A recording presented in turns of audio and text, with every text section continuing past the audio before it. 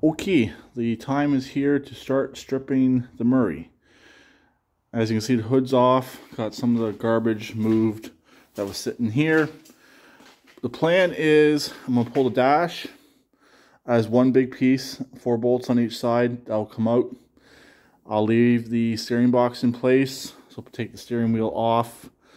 I will pull the engine, I'll pull the wiring harness, if I can get the wiring harness out, which I should be able to. I'll pull the harness. Now I'll basically have a blank slate here.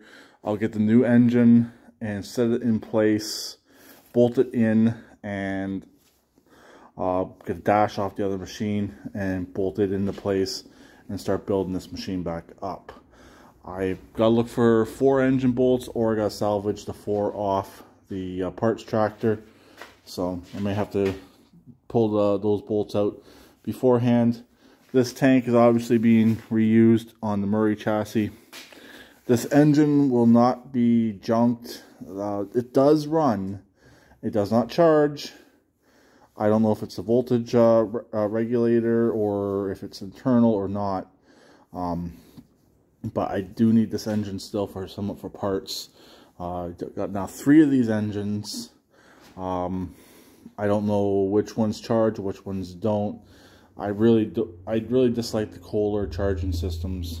They're a pain in the ass.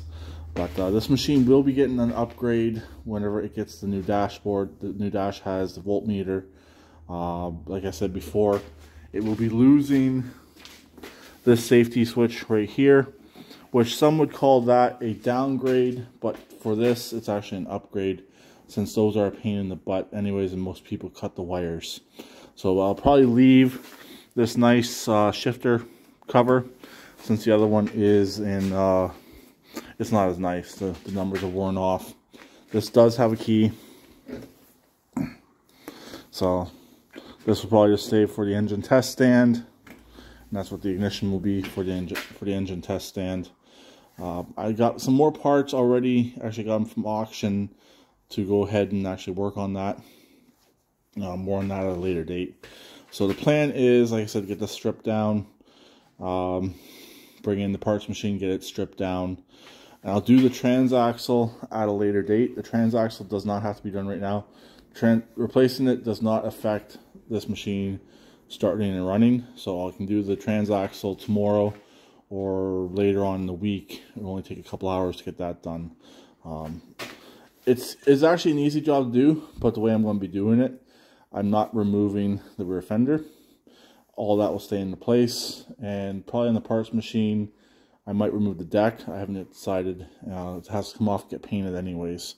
So this does have its cable on it. I'm going to see what the shape is of the one on the Poulon. If it's nicer, it'll stay with it. Actually, I don't even think this one's here, to be honest. I don't even really remember. It's been so long since I've worked on this machine, I don't quite remember what it has and what it does not have, and what it does actually truly need. I know what it needs for basics: transaxle, and either that engine fixed or that engine replaced, and I've decided to replace it. Yes, an unknown engine is going in, but we'll try and get the unknown engine to run, and we'll go from there. So Kohler leaves, Briggs goes back in. The really junky transaxles coming out, and supposedly good 6-speed is going back in. The one that's in here, this actually came out of my Craftsman truck, I believe.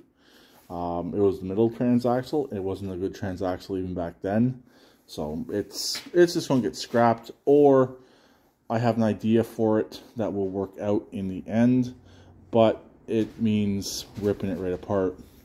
More on that again at a later date. So I'm going to get to work, put some tunes on, and we'll come back later on and I'll show you progress. Or it might be when the engine's in and ready for test fire. Don't know yet. Don't know how far I'm going to get on this yet for today. So I'll talk to you later. Please keep it redneck like always, and please subscribe and comment.